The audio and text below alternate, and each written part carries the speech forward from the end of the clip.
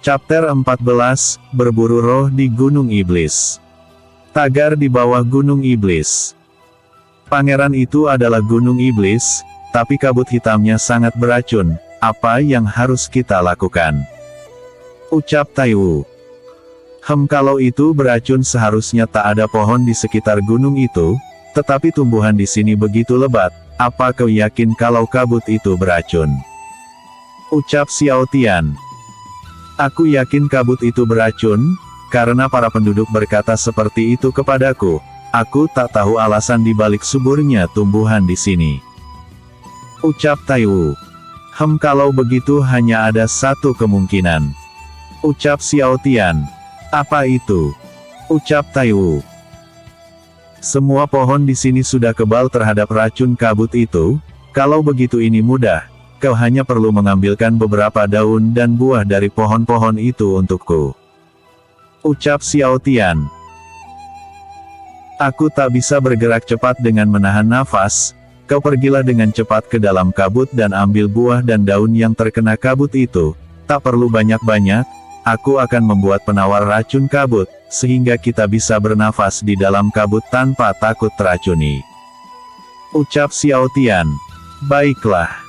Ucap Taiwu.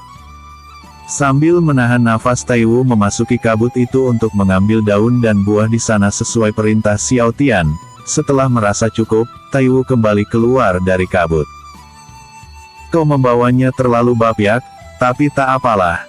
Akan kubuat ramuan dari bahan-bahan ini. Ucap Xiao Tian. Xiao Tian menumbuk halus bahan-bahan itu, dan mencampurnya dengan air yang dilapisi qi, lalu memasukkannya ke dalam botol. Taiwu, minumlah ramuan ini mungkin sedikit pahit, tapi dengan ini kau bisa bernafas di dalam kabut. Ucap Xiao Tian. Taiwu meminum ramuan yang Xiao Tian berikan. Xiao Tian menyuruh Taiwu pergi memasuki kabut dan bernafas di sana, tetapi Taiwu menolak. Pergilah ke dalam kabut dan bernafas di sana. Ucap Xiao Tian. Pangeran, apa kau yakin obat ini bisa membuatku kebal terhadap kabut beracun itu? Ucap Taiwu dengan ragu. Entahlah, ini pertama kalinya ku mencoba. Ucap Xiao Tian. Pangeran, bisakah kau mencari hewan untuk dijadikan kelinci percobaan? Tanya Taiwu. Aku tak melihat hewan di sini, atau sebenarnya kau mau aku mencoba obatku sendiri, dan mati duluan? Tanya Xiao Tian. Tentu saja bukan itu maksudku. Sebelum menyelesaikan kalimatnya, Taiwu didorong hingga memasuki kabut beracun. Pergi sana. Ucap Xiao Tian sambil mendorong Taiwu ke dalam kabut. Ibu, tolong aku tak ingin mati konyol. Ucap Taiwu. PVTTT, kau ini benar-benar usil ya, jelas-jelas obatmu sangat manjur. Kau tak perlu menakutinya dengan bilang tak pernah mencobanya. Kalau masalah beginian mah, dokter jenius sepertimu memang ahlinya. Ucap Dewa Petir. Akhirnya kau mengakui kejeniusanku, hahaha. Ucap Xiao Tian. Taiwu menahan napas karena takut teracuni oleh kabut itu, tetapi dia tak berani keluar dari kabut karena dia tak ingin melawan perintah Xiao Tian. Hingga akhirnya dia pingsan karena kehabisan nafas. Biur. Xiao Tian menyiram Taiwu dengan air. Woi, bangun, kenapa malah tidur? Kau tak akan mati hanya karena kabut ini. Bentak Xiao Tian. Wah pangeran, apakah kita sudah di surga? Tanya Taiwu. Plak. Xiao Tian menamparkan Taiwu dengan keras. Aduh, itu sakit. Ucap Taiwu. Bagaimana, sudah terasa seperti di surga? Tanya Xiao Tian. Jadi kita masih hidup ya? Gawat, kita di dalam kabut. Pangeran, cepat tutup hidungmu dan keluar dari sini. Ucap Taiwu sambil menutup hidung Xiao Tian. Rasakan ini. Ucap Xiao Tian sambil menggigit tangan Taiwu. Itu sakit tahu. Ucap Taiwu. Aku dari tadi sudah bernafas dan itu tak apa, kau juga bernafaslah. Ucap Xiao Tian. Taiwu mencoba bernafas dan dia tak merasa ada yang janggal. Wah, ramuan milikmu sangat hebat, atau kabut ini memang dari awal tak memiliki racun ya? Ucap Taiwu. Tak lama kemudian seekor burung terbang melewati kabut, dan langsung mati mengenaskan. Pluk, suara bangkai burung jatuh. Wah, ternyata racunnya sangat dahsyat, burung itu baru lewat sebentar tapi langsung tewas di tempat. Ucap Taiwu. Cepat pergi denganku. Aku tak ingin membuang waktuku di sini. Ucap Xiao Tian. Xiao Tian pergi menaiki Gunung Iblis. Setelah berputar-putar, Dewa Petir menyuruhnya masuk ke gua yang berada di tengah gunung itu. Xiao Tian dan Taiwu memasuki gua itu, tetapi ketika mereka sudah masuk ke gua terlalu dalam, mereka bertemu hantu manusia yang sangat mengerikan. Xiao Tian sangat ketakutan hingga teriak begitu keras, sedangkan Taiwu hanya diam saja. Tak lama setelah itu hantu itu langsung pergi tanpa memberi peringatan. Kenapa hantu itu datang dan pergi sesukanya? Ucap Xiao Tian. Itu karena aku yang mengusirnya, jika tidak hantu itu pasti akan membuatmu terkencing di celana. Ucap Dewa Petir. Siapa juga yang takut? Aku tak takut pada hantu. Ucap Xiao Tian dengan kaki yang gemetar.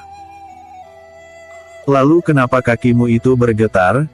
Lihatlah pengawalmu, kakinya tak bergetar, dia begitu berani hingga tak berteriak sedikit pun, dia tak bergerak seakan tak terjadi apa-apa, aku bahkan tak bisa membaca pikirannya. Ucap Dewa Petir. Hei Taiwu, aku bangga kepadamu karena tak takut terhadap hantu itu, ucap Xiao Tian sambil menepuk punggung Taiwu. Taiwu yang tak bergerak, tiba-tiba jatuh ke bawah karena terdorong Xiao Tian. Haha, apanya yang berani, dia ternyata pingsan sambil berdiri. Ucap Xiao Tian. Baiklah, aku harus mencari ya. Acap Xiao Tian. Kenapa kau tak menyelesaikan kalimatmu? Tanya Dewa Petir. Naga. Ucap Xiao Tian sambil menunjuk ke arah belakang Dewa Petir. Di mana? Tanya Dewa Petir. Di belakangmu. Teriak Xiao Tian. Hei manusia, kau ini sedang bicara dengan siapa? Aku tak melihat siapapun di belakangku. Ucap roh naga. Ketika Dewa Petir membalikkan badannya, dia melihat roh naga berwarna merah, yang ukurannya begitu besar melebihi ukuran sebuah bangunan bangsawan. Karena terkejut, dia pun berlari meninggalkan Xiao Tian. Hantu naga. Ucap Dewa Petir sambil lari meninggalkan Xiao Tian. Brengsek, kenapa kau malah takut kepada hantu? Kemarilah dan bantu aku, kalau tidak jiwaku akan dimakan monster ini. Ucap Xiao Tian. Setelah sadar bahwa roh naga itu tak bisa melihatnya, Dewa Petir berbalik arah untuk meminjam tubuh Xiao Tian. Beraninya kau mengagetkanku, dasar naga brengsek. Hei bocah, aku akan memakai tubuhmu, jadi jangan melawan ya. Ucap Dewa Petir. Baiklah. Ucap Xiao Tian. Dewa Petir memasuki tubuh Xiao Tian, dan mengintimidasi roh naga itu hingga tak berani menatapnya. Tunduklah monster jelek. Ucap Dewa Petir dengan tubuh Xiao Tian.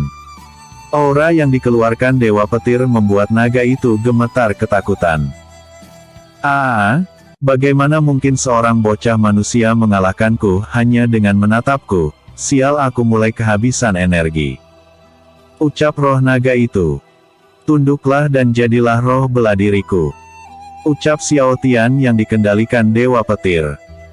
Baiklah, aku akan tunduk kepadamu, tapi tolong jangan buang dan meledekku saat aku menjadi roh bela dirimu ya. Ucap roh naga itu. Tenang saja, aku akan menganggapmu sebagai temanku yang berharga. Sambung Xiao Tian. Jangan lupakan kata-katamu itu. Ucap roh naga. Tak lama kemudian mereka menjalin kontrak dan penampilan naga itu berubah menjadi kadal yang kecil yang terlihat lemah. Kadal itu merupakan roh bela diri tingkat 1. Kenapa naganya menjadi kadal? Tanya Xiao Tian. Kecocokan pemilik kontrak dan roh liar sangat berpengaruh terhadap wujud roh bela diri. Karena kau awalnya memang tak punya kekuatan roh, kini dia menjadi roh bela diri tingkat 1, ya setidaknya lebih baik daripada tak punya roh bela diri. Dengan bantuan pil buatanmu, kau bisa menyaingi petarung dengan roh bela diri lebih kuat. Tujuan memiliki roh bela diri adalah agar kau bisa menjadi alkemis, dan bisa membuat pil sendiri. Sambung Dewa Petir. Begitu ya. Sambung Xiao Tian. Xiao Tian memulai berkultivasi di gua itu untuk menaikkan tingkatannya. Meski hanya memakai bantuan roh bela diri tingkat 1, kini Xiao Tian berhasil menerobos hingga petarung bintang 7. Hahaha, jadi ini perbedaan memiliki roh bela diri. Jumlah ki yang dapat kuserap, sangatlah banyak kalau dibandingkan yang biasanya bagaikan langit dan bumi. Luar biasa. Aku merasa bisa menyerap ki 2 kali lipat lebih banyak kalau dibandingkan dengan kemarin. Ucap Xiao Tian dengan senang. Setelah berkultivasi, Xiao Tian pergi keluar gua, lalu menuruni gunung iblis yang penuh kabut beracun itu sambil menggotong Taiwu yang pingsan. Episode sebelumnya. Chapter 13, Pergi Keluar Kerajaan.